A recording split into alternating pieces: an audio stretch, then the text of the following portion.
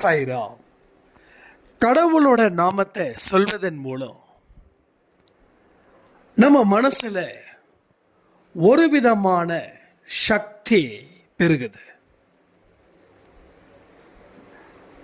மிக பெரிய கெட்ட எண்ணங்கள் கூட நம்மளை விட்டு விலகுது.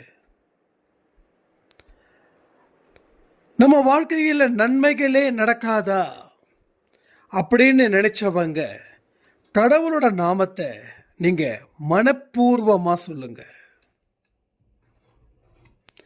உங்க ஒவ்வொரு செயலிலும் ஒவ்வொருத்தவங்களோட மூச்சிலையும் கடவுள் கலந்திருக்கிறார்.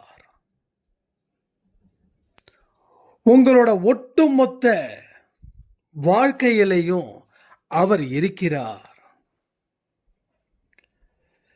நல்லவர்களை அவர் சோதிப்பது இல்லை. அவருடைய குழந்தையா இருக்கக்கூடிய எனக்கு வாழ்க்கையில இனி எந்த பாதிப்பும் இல்லை. இந்த மாதிரியான மனசுக்குள்ள நாம கடவுளோட நாமத்தை சொல்லி சொல்லி பழகணும். எந்த ஒரு வேலை செஞ்சாலும் சாய்ராம் சொல்லுங்க. எந்த வேலை செஞ்சு முடிச்சாலும் சாய்ராம் சொல்லுங்க. அப்போதான் நம்ம வாழ்க்கையில அவர் எந்த அளவுக்கு நெருங்கி இருக்கிறார்.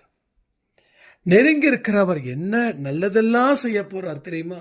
முதல்ல நீங்க மேற்கொண்டு எந்த ஒரு பாவத்தையும் செய்யாமல் இருப்பீர்கள்.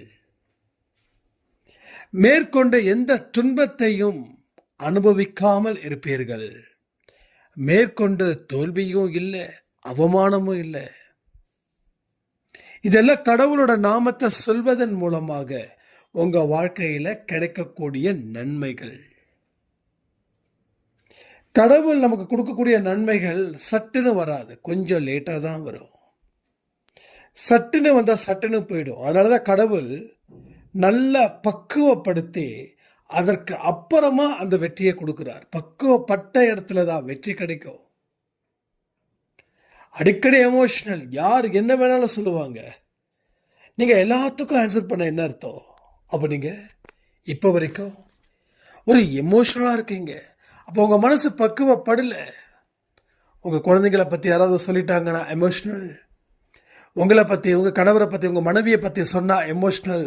உங்கள் பெற்றோர்களை பற்றி சொன்னால் எமோஷ்னல் ஆகுறீங்க. கை கால்லாம் நடுங்குது. ஸோ மனசே பக்குவப்படலை. பக்குவப்பட்ட மனசில் தான் அவர் அத்தனை நன்மைகளையும் செய்வார். அப்போ பக்குவம் எப்படி அடையணும், எந்த வகையில் அடையணும்? எது நடந்தாலும் நல்லதுக்கு. நம்ம திருப்பி வாதத்தை வைக்கிறதால நம்ம நினைச்சது நடக்குதா? இல்லையே. திருப்பி வாதத்தை வச்சதால நம்ம நினைக்காததெல்லாம் நடந்துட்டு இருக்குது இங்க. அப்போ எந்த ஒரு இடத்துலையும் உங்களுடைய வாய்க்கும் உங்களுடைய கைகளுக்கும் உங்க கால்களுக்கும் பூட்டுக்கள் போடுவது மிகப்பெரிய நல்ல விஷயத்துக்கு உண்டான ஆரம்பமா இருக்க போகுது.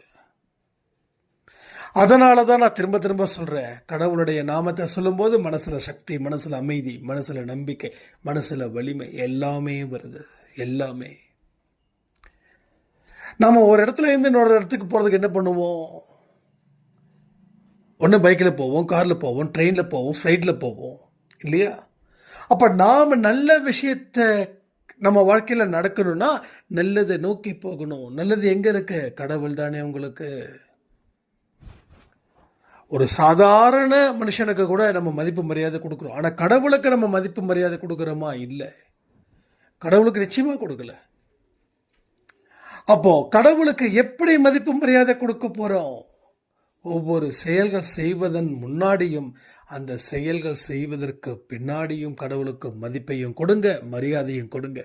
வாழ்க்கையில் வெற்றி அடைந்தாலும் கடவுளுக்கு நன்றி சொல்லுங்க, தோல்வி அடைந்தாலும் கடவுளுக்கு நன்றி சொல்லுங்க.